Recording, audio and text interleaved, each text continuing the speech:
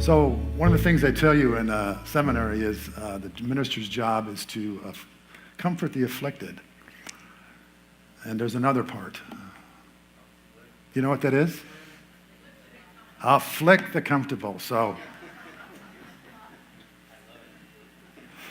Russ is over there going, he's finally giving the talk I've been waiting for. 5 years I had to wait. Yow. Even the microphone is not happy with this. What I realize is that I have a zone. Do you have a zone, a comfort zone, where you like to work your groove, you know? Your comfort zone is your place where you feel the most yourself. You feel like you have everything you need when you need to show up. You got it all. You know, your quiver is full of all the arrows, you know. You're up to the hunt, you know. You're up to the task. It's where you know, it's your strong suit. And the tendency is that that's really good if that's all that life asks of you. But then there's those times when you realize that you need to be expressing differently. You need to be calling upon something more that is maybe underdeveloped or uncomfortable. Something that's been, you know, sort of underutilized, fallen in, it's become maybe atrophied from lack of use. You know? But life usually calls you to grow. Doesn't usually call you to grow. It always calls you to grow. And it just depends on how successful you are in avoiding those growth opportunities as to whether you will actually go through them mindfully and embrace the opportunity for you to become all that you can become. We say every Sunday here that our mission is to help people, inspire people to realize and express their divine nature. And I would venture to say that if you've been coming around here for a while, that you would nod in agreement that that is exactly what your mission is, that you find agreement with that mission, that you are here to realize and express your divine nature. So are we doing that in all the ways that we can? I think we do it really well when it comes to providing spiritual inspiration and food and spiritual practices. We point to the truth repeatedly and consistently and in a number of various ways that most people, if they're around for a while, can hear this truth and can see it for themselves. We prescribe prayer and meditation and practices that have to do with emotional growth and dealing with your shadow and dealing with those things that obstruct the realization of our divine nature, which have to do with our psychological profiles and our upbringing and, you know, the wounds that we all have, and, you know, in being honest with that and confronting that, as Jim said this morning, confronting the shadow. And we talk about all of that, and that's all absolutely 100% effective and good and right, and we're not going to stop. But what we don't talk about here is the element of how you need to act in a community in order for you to grow. And that's where perhaps I've fallen down, because I don't talk about it very much. I talk about it during the offering. I talk about it from time to time. But what I'm recognizing is that if we don't invite people into the practices that are difficult, then we are holding something back from the possibility of your full unfoldment. And it's been my experience that my spiritual growth has been amplified by these practices which I don't say much about, but have been true in my life. Many people come to a spiritual community like this, and at first you come in and you're part of the audience. You're here to be in receivership, and to receive the inspiration and to check it out and see if this is a community that resonates with you, its teachings and its vibe, and that's absolutely fine. And we don't ask you to believe anything. We don't ask you to do anything. We don't ask you to commit to anything. We just want you to have an open mind and an open heart to see if this is your place. And if it is your place, wonderful.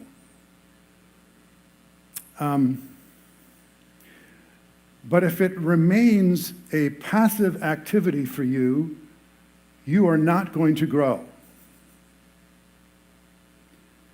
It's just the truth. And how do I know that? Because I've been observing this phenomena for 23 years. The people who are really growing, people who are really experiencing the realization of their divine nature, are expressing their divine nature not by what they're receiving entirely, but what they're receiving and sharing. Now, I have a little slide that I'm going to show up here. It's going to tick you off. I'm going to warn you right now. But this is sometimes when we come in, when we're at our ego mind, this is how it is. It's all about what? It's all about me and my needs, and the money and the drama and the crisis and the color of the sanctuary wall, all those. We don't have many choices there. But if that was a vote, we would be concerned about that. And then somewhere way down in the bottom, which is really hard for you to see, right? Doctor, I can't see discipline, spirituality, devotion, commitment, and spiritual practice. I don't see those. And yet, if you can read the fine print, the small print down here, the people who are able to read that and do those things are the ones that are experiencing the greater sense of who they are. And ministers don't like to talk about it because ministers want to be popular. We want you to like us. And we're afraid that if we ask you to do something, that you'll feel put upon, and maybe what happens if someone asks you to do something and you're not doing it? What do you feel? Guilty. And who wants to feel guilty or ashamed or not enough? I'm not doing enough. We've all had enough of that, right? So it's a slippery slope to have this conversation with you. But for those of you who know what I'm talking about, you actually can go ahead and play on your phone now or whatever you want to do. Is you know that the truth is always paradoxical. Is that which you were looking for, is that what you need to give? Jesus said, could you bring that down just a little bit? Oh, Michael's not here. Just bring my volume down a little bit as long as we can hear me. Jesus said, as you give, you receive. Now, a lot of people think, oh, that's some sort of a transaction. That's the way the me thinks, is that, oh, if I give, I'm going to get something back. In other words, someone's going to recognize me or thank me, or there's going to be some compensation that the universe, it's a just universe, so what I put out is going to come back to me. That's not it.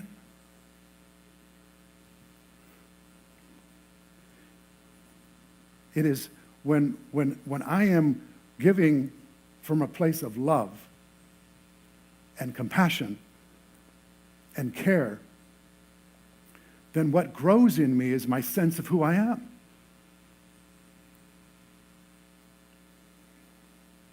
And there's just no way around that. There's no other thing there's nothing else we can do to have that experience.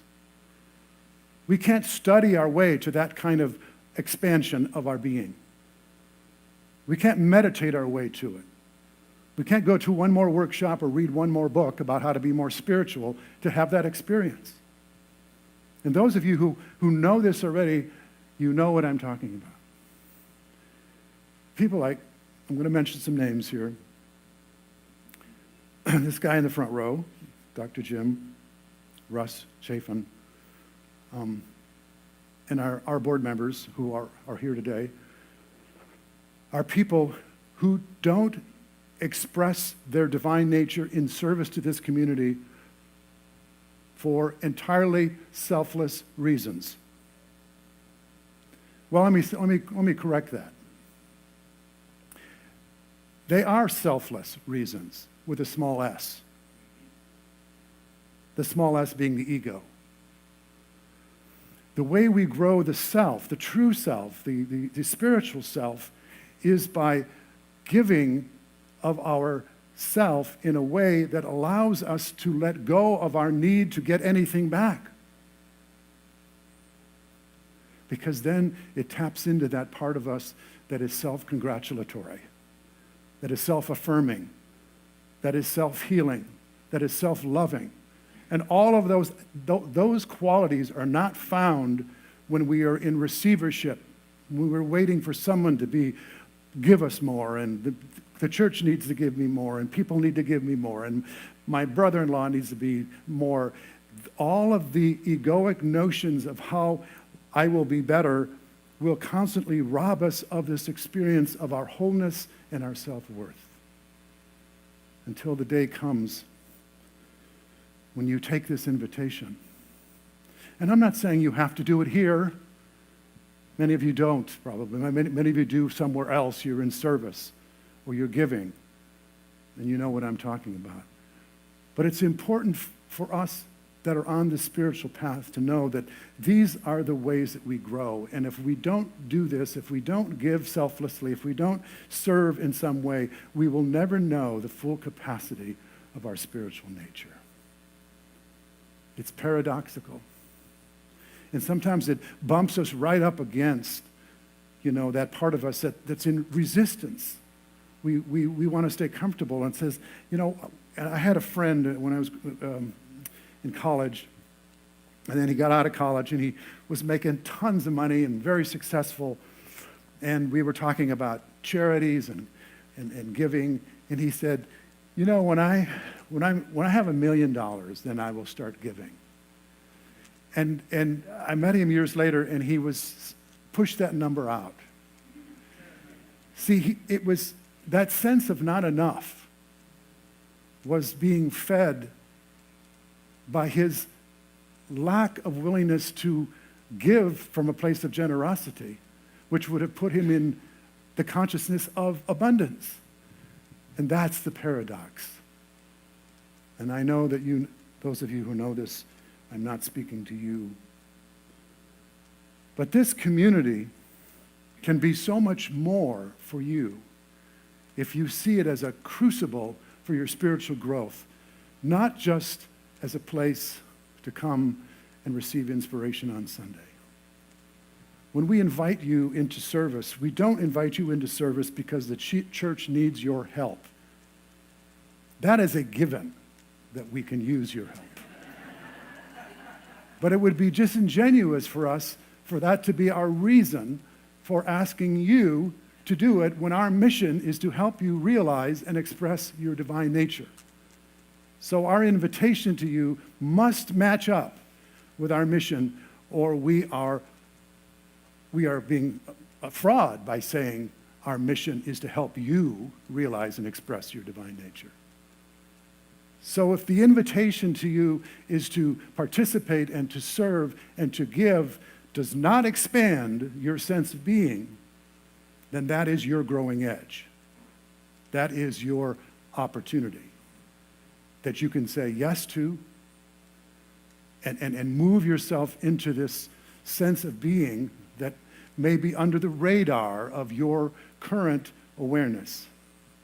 And for most people it is, because most of us live with that sense of me and mine and what I need and what's missing and what's broken and what's not working in my life. But spiritual masters have always said, whatever it is that seems to be missing, find a way to give it. Whew. I'm not telling you to be a doormat to someone who's mean to you, but I am saying that there could be times when we are feeling that we're not getting enough love, that if we can find a way to open that heart, then that which we thought was someone who was taken from us or someone who was responsible for this experience we were having, we can ameliorate that. We can reduce that feeling by opening our heart and being in the expression of love. And when I'm in the expression of love, I cannot be in the expression of not enough. Have you noticed? It's the great compensation of life that you can't serve or give with an open, generous heart and at the same time feel that you're not enough or you don't have enough and there isn't enough. It's not possible. And so if we're really interested in spiritual growth, if we're really interested in knowing what our divine nature is, which is love itself, which is peace, which is wholeness, which is abundance, then we have to follow the practices that will lead us to that. And I've been really good about, teaching you what the truth is and what Jesus said and the Buddha and this and that and all of these spiritual ideas and pointing to it, this, follow this. And these are valid and true and they're not diminished by what I'm saying here today. But there's a piece that I have underserved in my coaching practice here. And I think in some ways, in my desire for our community to become mission-centered, which means that we are driven by the mission of the church and not by any individual, particularly the minister. I think in some ways, because the emphasis has been on the teachings and not so much on the activity in the community, that we have become minister-centric. And this is a awful prognosis for a spiritual community. And I know it's not entirely true or universally true, and some of you would disagree, but I'm had time to get away and look. And what I realize is that the strength of this community, after going through the crisis that we went through 6 months ago,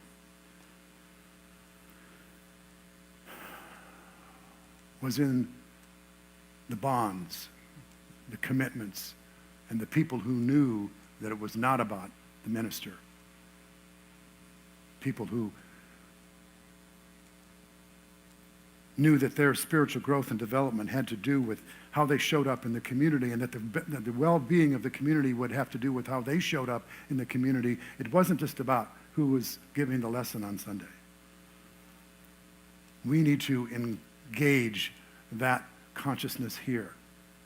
We need to move forward with an understanding that this community will be enlivened by your participation, by your growth.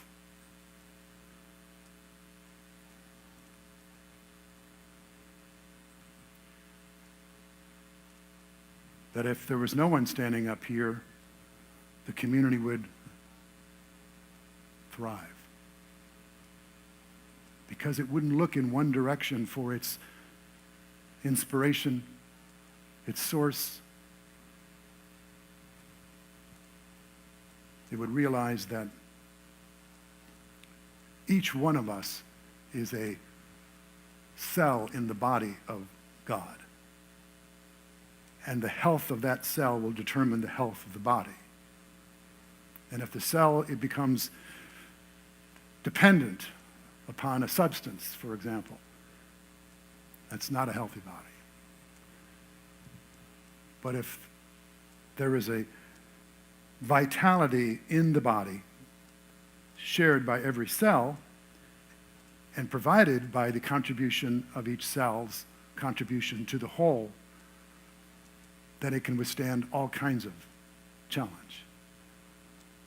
We lost a bunch of people when we went through this crisis, and many of them were leaders in our church. They were people who, were the ones who stood up and took the lead. There's some opportunities here. And they're not just opportunities to fill a gap or to serve the needs of this community.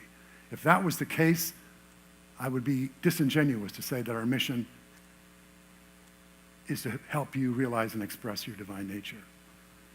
So I want you to hear this very clearly, that my suggestion that you get involved here and that you serve and you give is for your spiritual growth.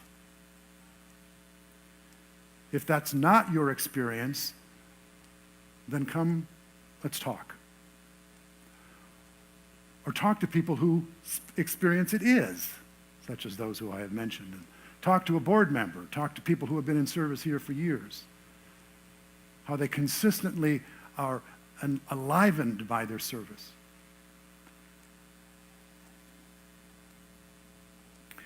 I want you to know that this was a call for me to come into integrity with what I know. And I had this experience 25 years ago. I came to a place like this in San Luis Obispo, and it was a great message and great music, and I was totally turned on by all that. But my real growth happened once I said yes to serving the ministry. And you know why? Because I had an ego. And I had always done things with the understanding that if I give, something ought to come back to me. I was a business major, so I learned that, Let's have a fair transaction. And so when I began to serve, and there was nothing ostensible, nothing apparent coming back to me, I got to look to find out, how was I with that? And that inward look revealed a well of satisfaction and well-being that I had not known before.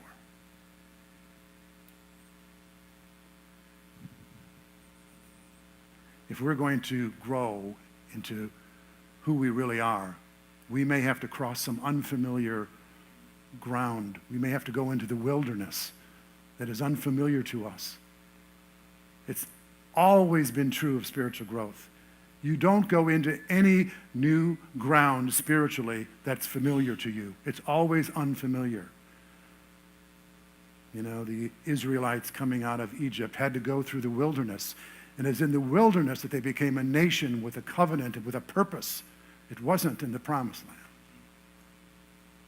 So as a community, for us to enliven our purpose, our covenant, our ability to say, when you come into Unity of Santa Barbara, it isn't just what you're hearing from the music and from the minister and the message, but you can sense an aliveness in the people, a palpable connection between the people, a community that is there for each other.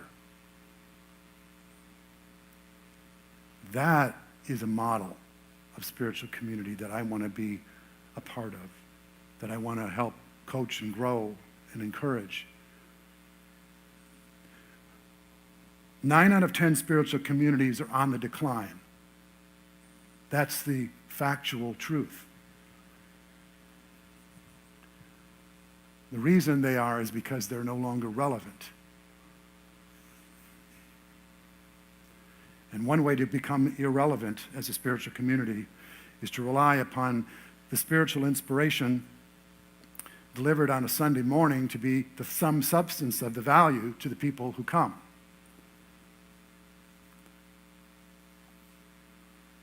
Because guess what? Can you find that away from here? We're live streaming. We're on YouTube. So what is it about this gathering of people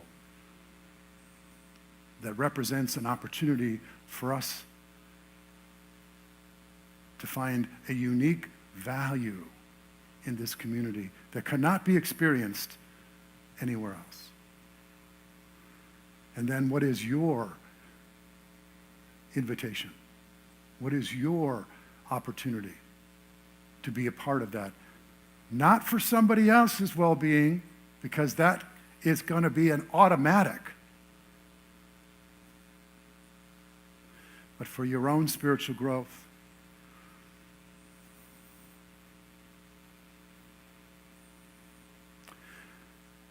Some of the most beautiful things that I have beheld here and in my other ministries that I've been a part of is when the peer-to-peer connections have been the perfect response in a moment. I may have shared with you my first ministry. I was teaching a class, and I was talking about how God is good and love and sort of, the positive unity message. And this woman popped up and said, well, I was abused as a child and as an adult. And she began to tell her story, and she said, so what do I do about all that? And I didn't have any words for her in that moment. And there was a woman sitting behind her that put her hand on her shoulder and said, I have been through that, and I've healed from that, and I will be there with you.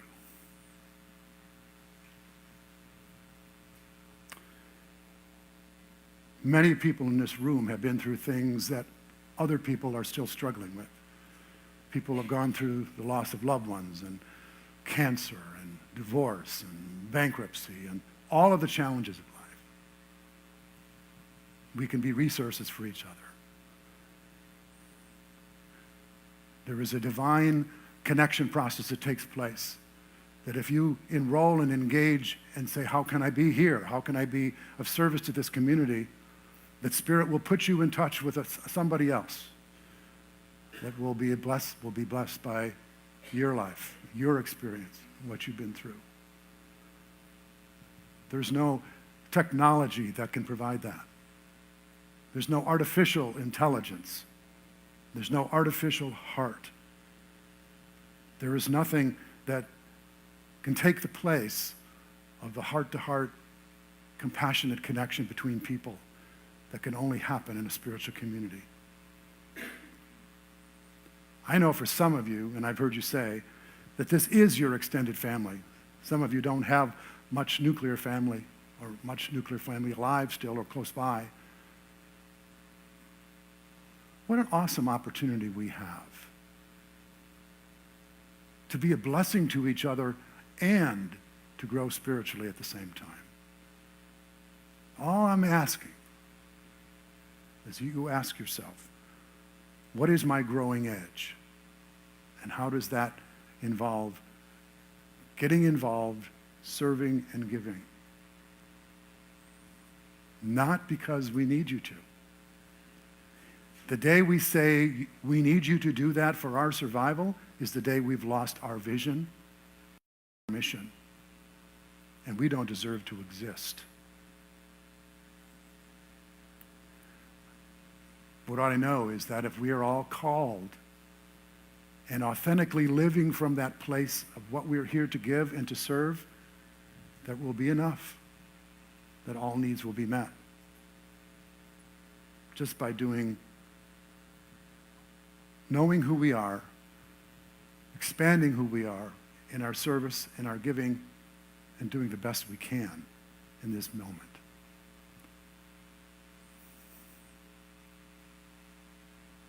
Nobody left. I was surprised. I thought somebody was going to leave during this talk.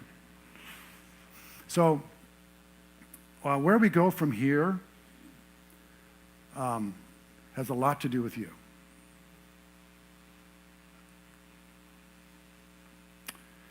As I said in Apollo 13, this could be, a great tragedy, or it could be our finest hour. And our finest hour is always when we summon the best in us and we reach higher than we think we can. And when we do that, we receive. And what we receive is a mirror unto our true nature. What we receive is a reminding of who and what we really are. What we receive is to touch into the heart of our being that cannot be reduced, cannot be diminished. And when we do that, we know what it means when Jesus said, "As I give, I receive."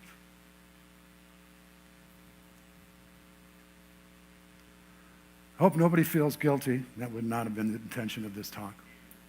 I hope you feel at least curious about what that means for you and hopefully inspired to take a step. We were going to do a 7-week series here, a journey of awakening, we call it, in the fall, which is typical. We've called for some hosts and facilitators, and we've had very little response. We need to have at least 4 or 5 groups probably to make this go. So today is our last call for those hosts and facilitators, and we will decide, this week whether we will go ahead with this. We don't have to go ahead with it. It's not no failure. It's what is. We get to decide what is by what we say yes to and what we engage in and what we commit to. And I'm fine with going with the flow. I'm with you. I'm not going anywhere. I think I reaffirmed that a while back. But I am not here to lead you into anything less than the greatest potential for your spiritual growth. If I'm not doing that, then I'm not doing my job. And if you're not doing that, you're not doing what's possible for you to realize and express your divine nature. That being the case, this is ours to do together. I hope you'll join in that intention and see what manifests for you and for this community. I believe in us. I believe in you. I believe in our teachings. I believe in the power of this community. I believe in the power of love and connection. I believe in these amazing leaders we have. Awesome people who have put in extraordinary time in the last 6 months to keep this ship going and growing and expanding. We have great ideas and great talent. We need some more resources, but only if it enlivens you. Check your heart. We have a website that says Get Involved. You can click on that. You'll go to a sign-up page for you can get on a service team. We have a marketing team, a bylaws team, all kinds of teams where we are looking for support. We look for support on Sunday, serving people with love, greeting people at the door, bringing food. All of these are ways to realize and express your divine nature. Find a way to get involved for your good. And your good means the greater good of Unity of Santa Barbara. Namaste. Blessings.